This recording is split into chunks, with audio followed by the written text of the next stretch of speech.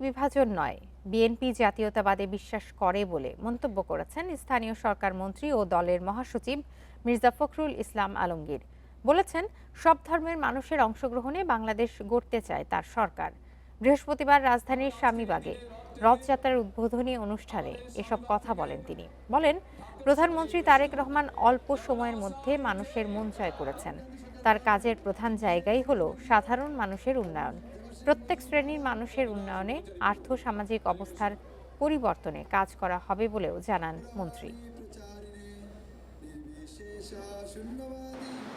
এখন আমাদের যিনি প্রধানমন্ত্রী, আপনারা সবাই জানেন যে তিনি অতি অল্প সময়ের মধ্যে বাংলাদেশের মানুষের হৃদয় জয় করে চলেছেন।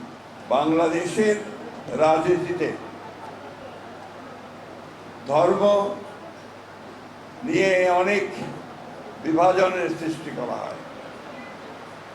আমরা আমাদের রাজনীতিতে এই বিভাজন বিশ্বাস করি না।